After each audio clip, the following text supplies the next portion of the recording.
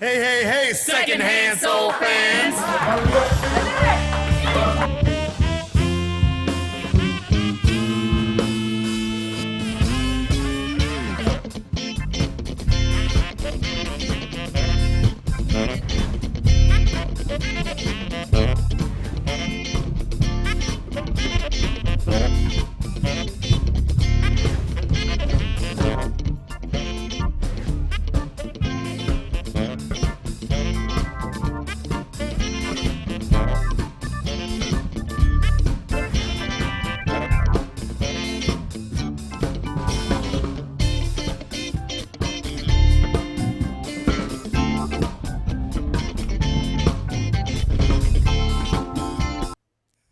Hey, hey, hey, secondhand soul fans! It's me, your friendly neighborhood soul man, Loud Dynamite Miller, and I'm here with Kathy Fern.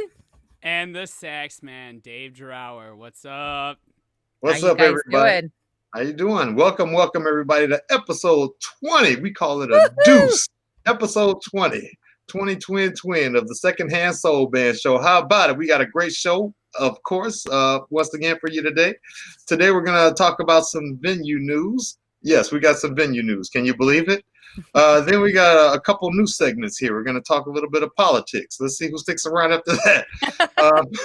And then for Over Underrated, we're going to cover a band today.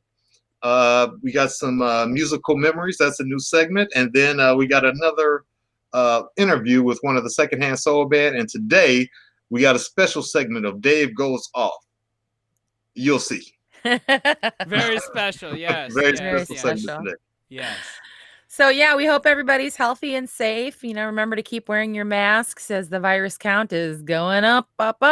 And we really want to return to normal. So do your part, wear your masks, and vote. Right. 7 months. 7 months. That's right. Dave goes, Yeah, oh man, 7 months. That should be your Dave Goes Off next week, Dave. It'll be 7 months and almost 8 months. Yes. But if you want to comment, ask us a question, or send us some love, put it in the Facebook or YouTube chat, and we will see it. So let's get started. Yeah.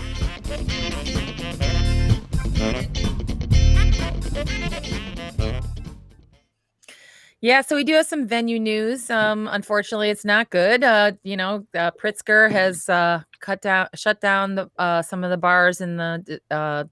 Sorry, where's my thing here? Governor Pritzker announced he'll shut down indoor service at bars and restaurants in DuPage, Kane, Will, and Kankakee counties beginning Friday, which was this last Friday, to slow the spread of the coronavirus. And the decision comes as each region has seen a steady increase of COVID-19 cases. DuPage and Kane counties have seen 10 straight days of positive increases, with a 9% positivity rate of those tested for the virus as of October 17th. Will and Kankakee have seen 9 straight days of increasing positive cases, reporting an 8.6 positivity rate on October 17th. And in addition, gatherings in the 4 counties will be limited to no more than 25 people. And Lori Lightfoot has also shut down Chicago. Chicago bars will be closing for indoor service. Again. Once again. And they announced Thursday that if the numbers continues to rise, they'll maybe shut out indoor dining. And the new restrictions mean... let's see. Bars, taverns, and breweries that do not have a retail food establishment license will no longer be able to serve customers indoors at any time. And establishments that serve alcohol for on-site consumption must stop alcohol sales at 9 p.m. before closing at 10 at the curfew.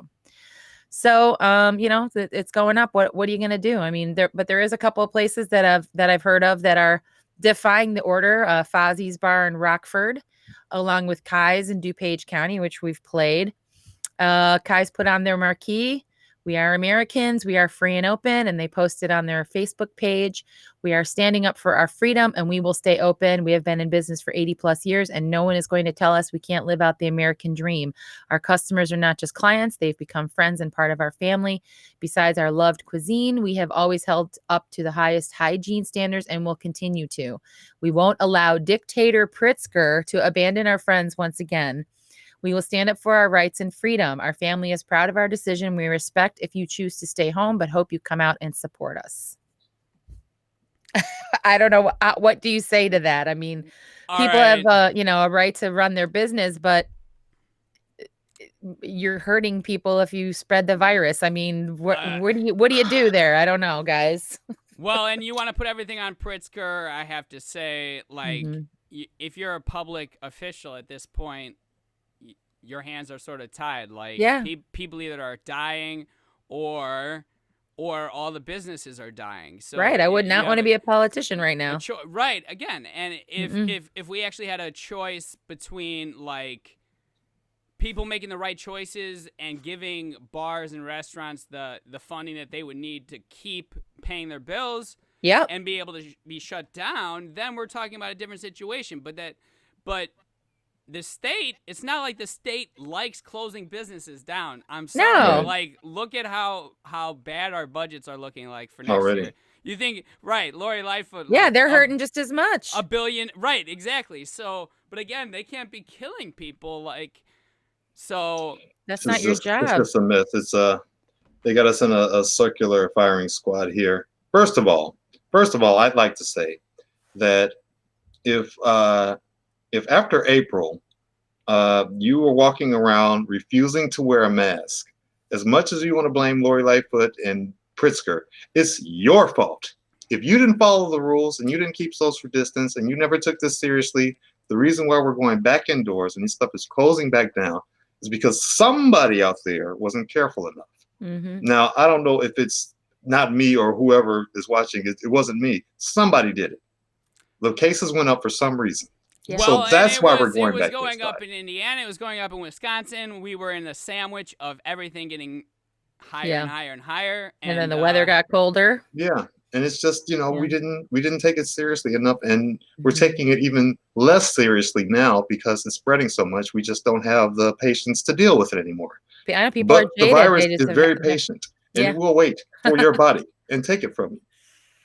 Oh, God. So, I got a question. Let's say 5 years goes by and this were to happen again. How do you think this would be handled in the future? How do you think citizens would react? Do you think people have learned anything? Maybe our society won't be so polite next time. We get the citizens working against each other so those in charge can do whatever they want is basically how it goes down. Well, I got to say that 5 years ago, I never thought that we'd be in this situation. So I have True. Well, yeah, and if you shut down the pandemic squad, you do all these other things. So, like, Obama had set us up properly. It was not out of the question to have a pandemic, okay? And if we were too naive to believe that, they were warned. We weren't really. We were set up. It's just the current administration. They were able to basically just cancel everything out. Yeah. And we are 7 months in, and everyone keeps saying, I've heard this all week. It's like, this is the hardest thing any Americans had to do in their lifetimes. And you keep saying that, and then again, look at the support. Look, okay, we gave billions and billions of dollars. All right, and we have to put up trillions. We have to put up the thing because politicians. Say what? Say what? So again, it's like we gave the airline companies tons and tons of money, and yes, guess what? They had to lay people off anyway. And so again, they like to say we don't want to pay. We don't want to pick winners and losers and all this other stuff. So who are the losers? And again, it's that working the little class. guy. It's the restaurant owners. It's the bar owners. It's the musicians. The musicians who pay taxes. Right. And vote. We vote, by the way. It's a very, very simple transaction. You paid taxes. You got in trouble. They took your money that you paid and gave it to rich people. And now you are arguing with the governor who doesn't have the money. The federal government took your money and gave it to people who put it in the stock market, which is why the economy seems like it's going so great. Right. Because they're buying stocks that are worthless with money that they printed. And meanwhile, you're trying to keep keep your business open. So hey, just we have to vote. You're right. You guys, if you haven't voted yet, it's not too late to request your mail-in ballot. This is what I did, and I suggest this to everybody. I've been doing mail-in ballot for a while because it allows me to sit at my computer, do my research instead of standing in a booth somewhere like I don't know who any of these people are, and I didn't take the time to figure it out before I came in here. So now I'm just voting for names that I don't even know what they represent. So instead, You get your mail-in ballot, you take it home, you look at it at your computer, you can kind of Google, see, who you want to listen to, the Chicago Bar Association or whatever, who for judges. And then you fill out your ballot and then you drive it over to the polling place and you stick it in the mailbox and you're done. You don't have to wait in line. It's easy peasy. So you could still request it. I think the deadline is October 29th to get it in enough time. So you can turn it in. You can turn it in as late as November 3rd, the day of voting, put it in the box and it'll be counted. So go to IllinoisVotes2020.com for more information to find out, the details of where you would go to go ahead and request your mail-in ballot. And for the love of God, choose wisely. Well, no, and I'm going educate yourself. That's a good point. I'm going on election day. Seriously. There's something about mail-in. I don't want anything of my vote to be in some kind of court case with people trying to and there's never a line. So Chicago, we're a state and a city. But don't wait. I mean, I appreciate that you want to go and stand in line, but don't wait till November 3rd. Go now. No, go now. Don't wait. Yeah, I voted last Monday. And there was barely a line. I mean, it's wide open. We still have a little under a week here. Just go take care of it now. You don't want to have to stand on a line on election day, and you don't want to wait till the last minute and it passes you up. Right. Hey, I have no problem with it. I have my plan, and that's all you have to have, my friends, is you have to have a plan. Think about it. So that's right. So they could tell me go in early. No. I know exactly what time and what day I'm going in, and it's already set out. So you don't have to worry about me. It's like, oh man, they still think they're gonna change my mind. Come on, come on. All right. Oh no, the rest of you. Kyle, it's go time, my friend. Oh yeah.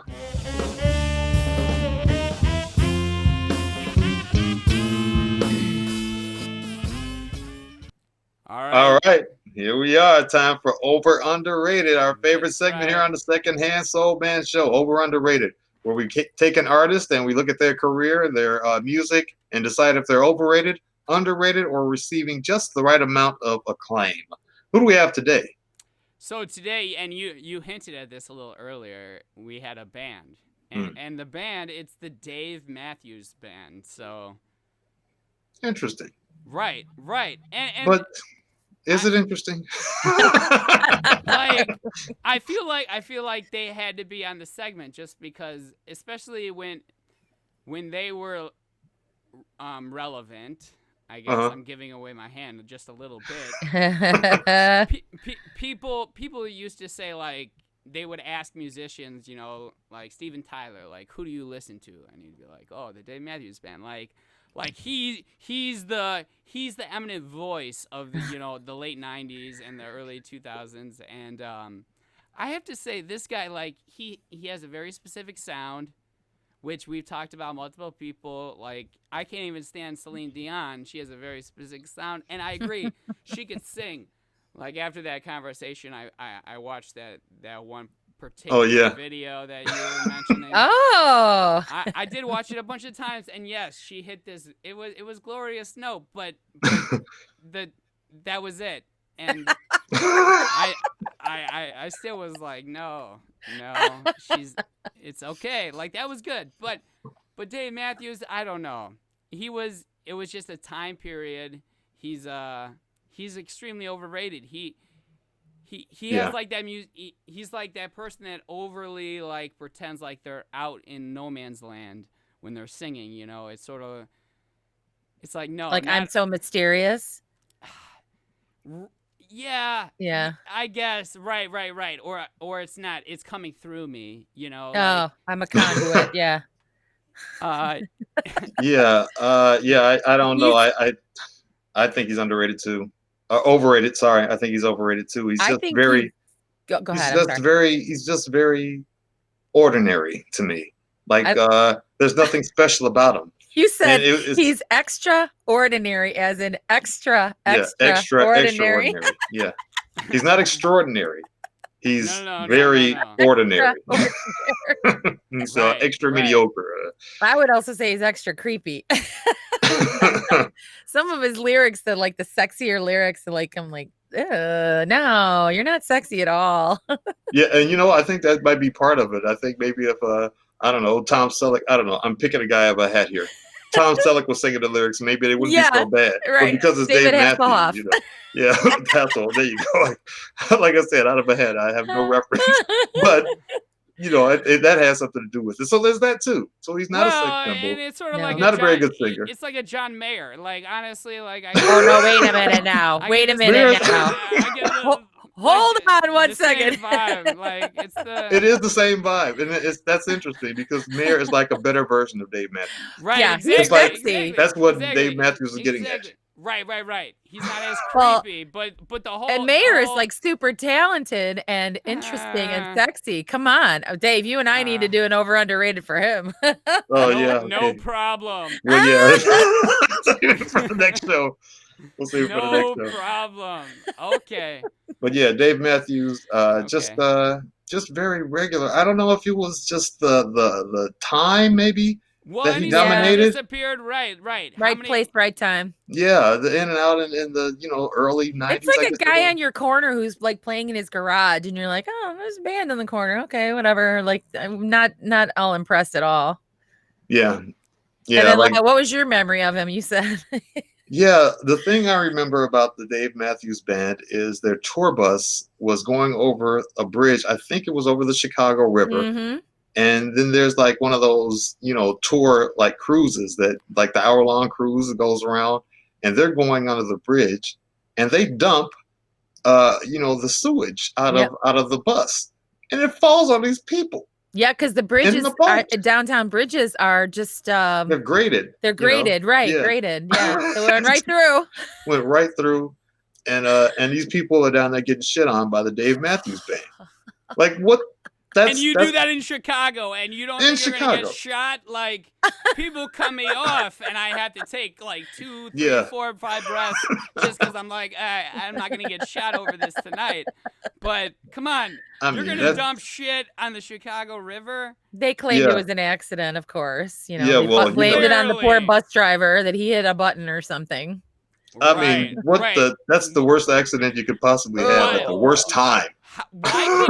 Why can you do that while you're driving? That's what I want to know. Like, Right. what There kind of should be a manufacturer default. is gonna make something where you could dump your shit all over the road. Slide While down. you're Like- driving, yeah. Right. They're certainly not here for America. I don't buy the accident crap. Like, give me a Yeah. break. The Crap. accident, I don't buy the accident Crap. thing. The guy saw that great Ba-dum, and was bum. like, here we go. I'm getting rid of this right now. Right. The bus will be right. 50 pounds lighter. Look at the size of those guys. The bus will be 50 pounds lighter once I do this. And so he decided. Yeah, that's a there's big boat band down there. too. There's like 10 people in that band, I think. Yeah. All those guys to make what? Nothing. No sound. Okay, you know what? I won't go that far, but Yeah. yeah, very Should ordinary be stuff. more interesting. I mean, Earth, Wind, and Fire's got about that many guys. Listen to the sound they make. Hey, look what we do with 7, okay? Yeah, right. All right. Well, All right. it's a consensus on Dave Matthews. Yep. He's definitely overrated. We're gonna have to get some more argumentative cats up here. But hey, if John Mayer, that might be next Bring it week. on. Like it sounds like your idea is that he's like sexy and. If No, that's he's your argument, brilliant. brilliant, interesting. He's All right. brilliant and sexy. All right, so yeah, so stay tuned. Yeah, Next we're week gonna, we'll we're get gonna have it, to get the dictionary out for next week's episode, because we're just gonna be throwing out brilliant and genius type words. Then Yeah. no, we're gonna have to look in We the got to get some more dictionary. synonyms here. Yeah. Right. Yeah, there you go. Okay, well, Kathy, tell us about our new segment. What is it called? So the next segment's called Musical Memories. I was listening to Sirius XM the other day, and it was the 70s channel, which I have on a lot. And the DJ put on the song from Sesame Street. It was Ernie, who was voiced by Jim Henson, and it was the Rubber Ducky song. And I hadn't heard it probably in like 30 years, Rubber Ducky, you're the one. You make that time lots of fun. That song.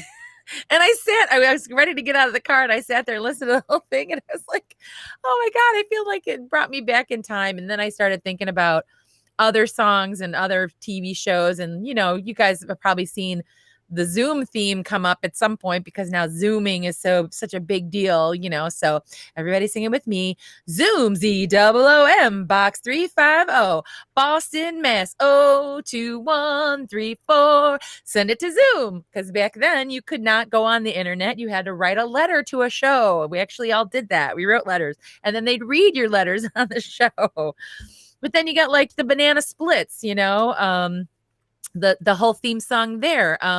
We just started riffing then, right, Lyle? We were talking about Starsky and Hutch. That's a funky TV show theme, but it was 1977, so it figures. But Rockford Files. You said Mike Post wrote a lot of those songs. Yeah, Mike Post, Hill Street Blues, Law and Order, all the Law and Order stuff. It's funny, the early '80s stuff.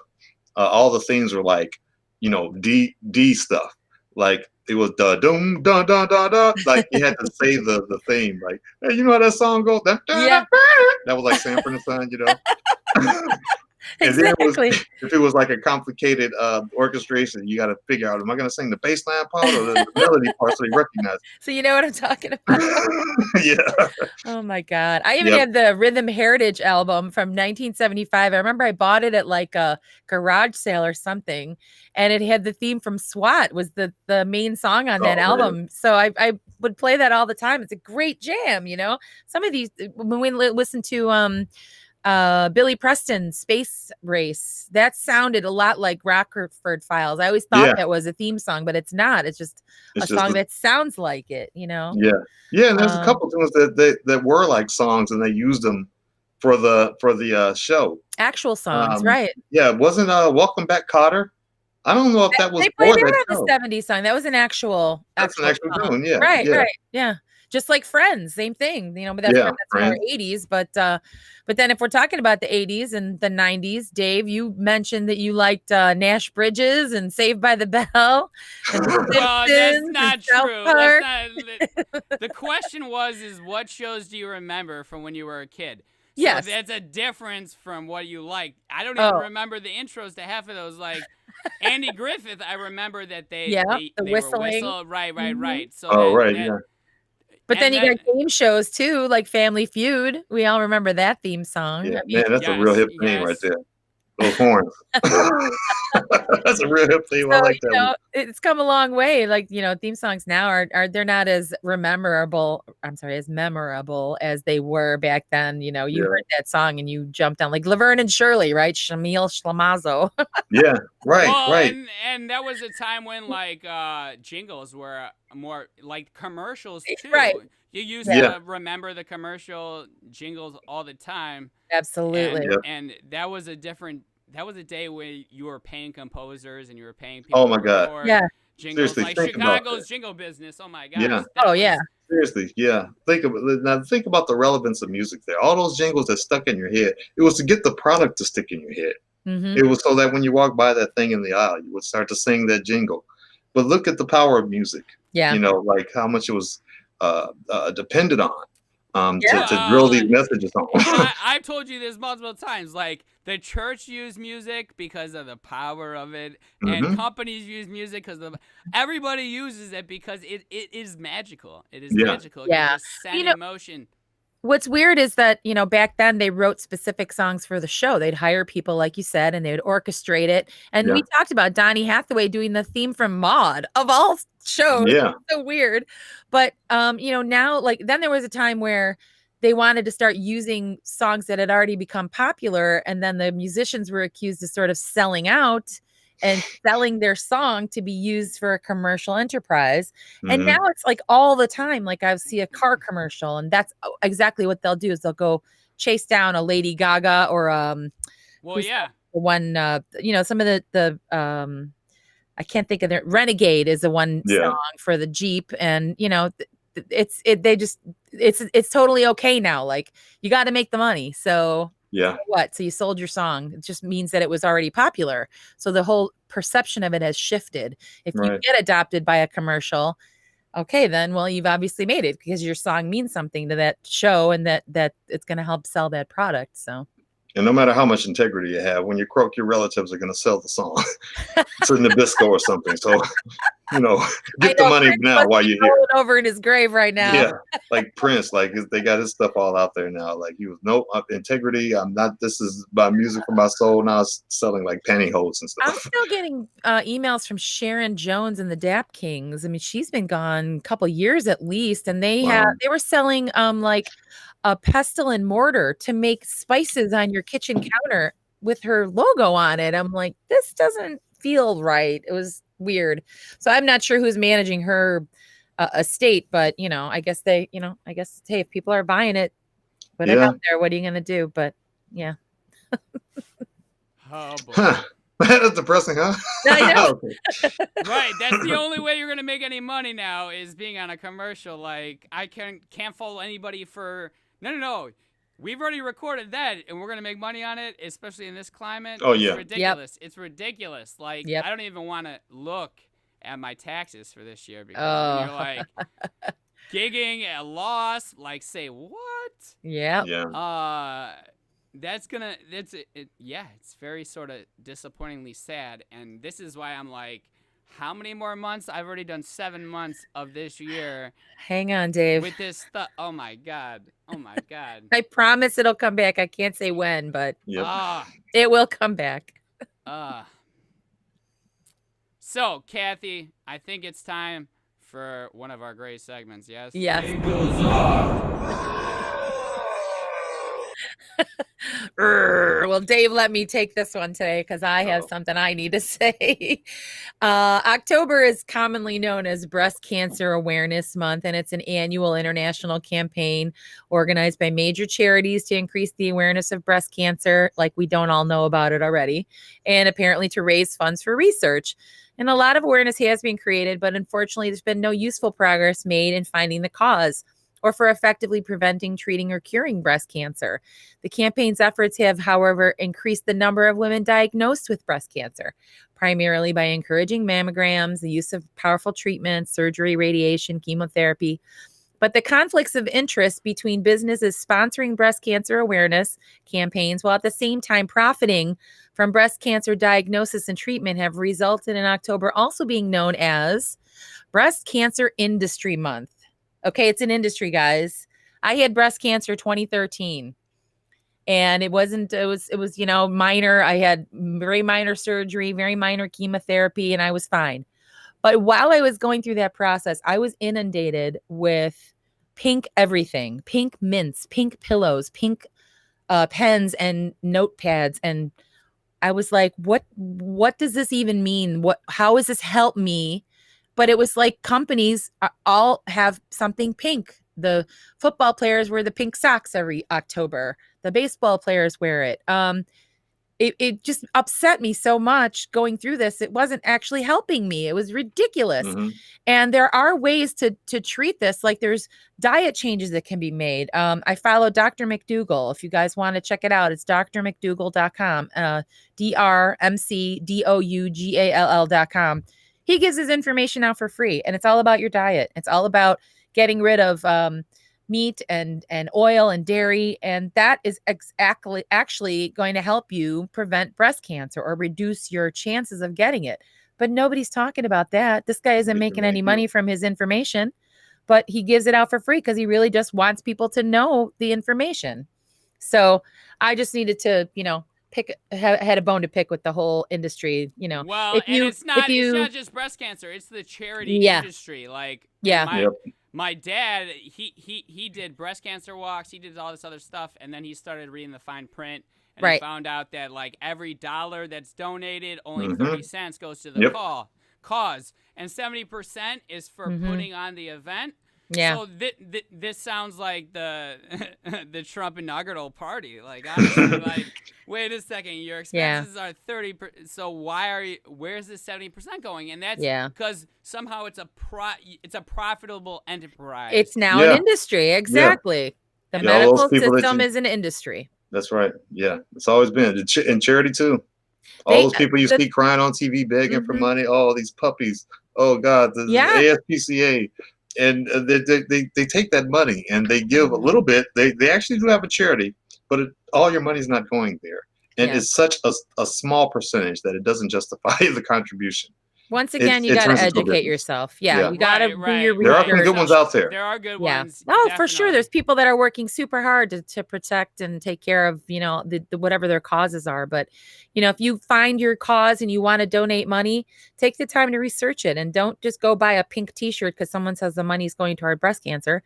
Go Yeah. find the actual organization that you think does the most, or talk to somebody who's had breast cancer maybe, and they might know how to direct you. But take the time. The thing that really struck me, Dr. McDougall said, if all ailments were cured, how many industries would fail? Health clubs, doctors, therapists. I mean, insurance, Yeah, he ain't long for this world. hospitals. I mean, think about how Don't much get me money. started. Don't get The me guy- How started. much that guy- money is Don't being get me made? started on That guy isn't long for insurance. this world. He should he's probably living in a bunker somewhere, and he should probably stay there. That's what happened to Dr. Sabia, but I don't even want to get into all that. But herbalists, they don't have a long lifespan because they're a danger to the industry. Oh boy. If you cure something, there's no more industry. Exactly. So let's just give you another pill. So, Yep.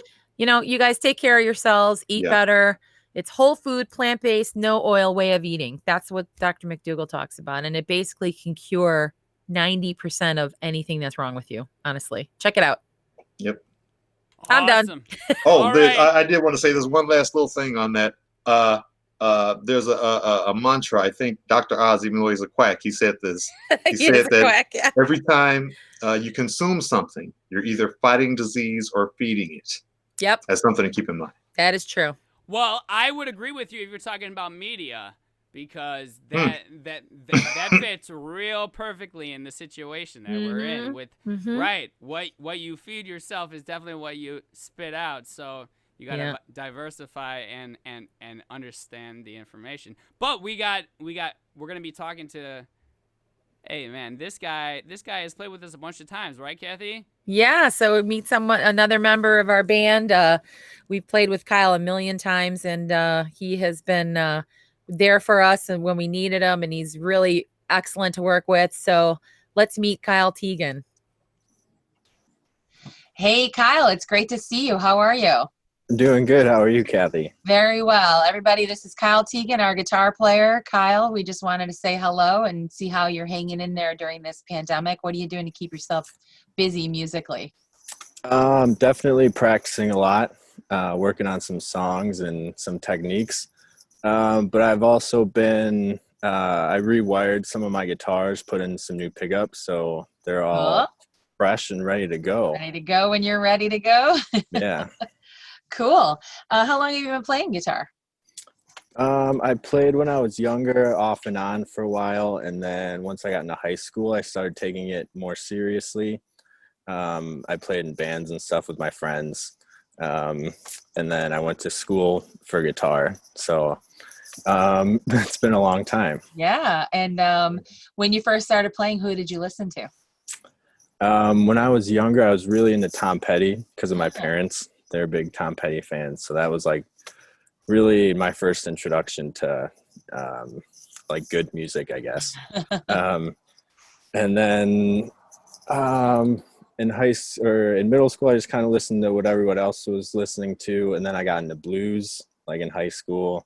Started listening to Eric Clapton and the Beatles were a big influence. Okay. And then it's just kind of, went from there. Cool. And do you remember the first song you learned how to play? It was either Closing Time by Semisonic. I love that song. It's a good song.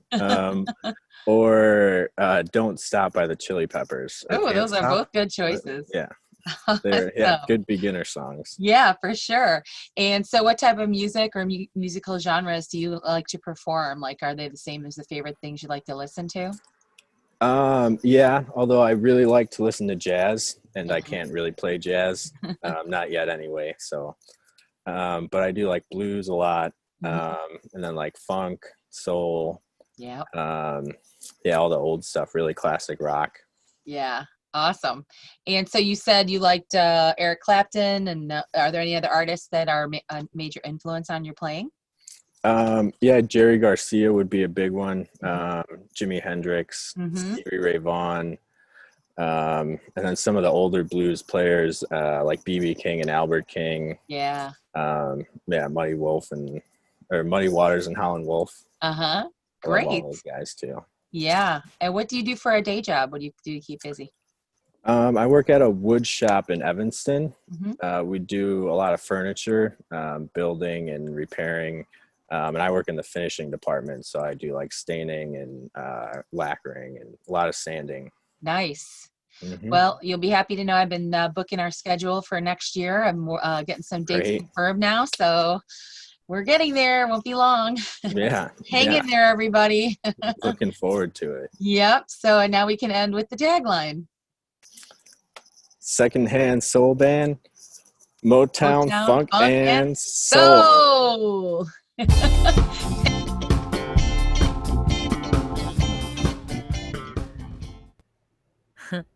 Yeah, like we said, you know, our last show before the shutdown was March 14th, and then we had a couple of outdoor shows in August. So we're going on about 7+ months, Dave, as you said. Seven. Summer I'm clipping the mic. 2021. 7 months. Summer 2021 is 7 months away. So see, we're like right in the middle. Right. And we which- and wait, we have Halfway already there. started. It's not a good. Oh my God, we're only halfway there. I'm crossing my fingers. You know, you got to stay hopeful.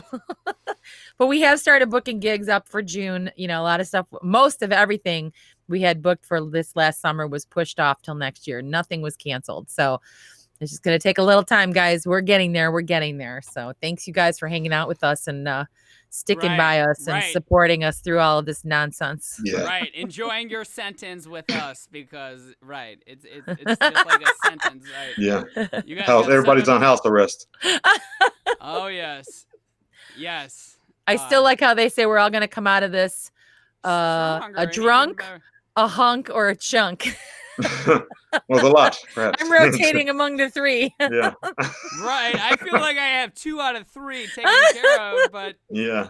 hey. Oh man. Well, but you know, it's good. I'm glad we're doing this, you guys, because it's so good to see you. And you know, we just gotta hang in there and support each other as best as we can. So Yep.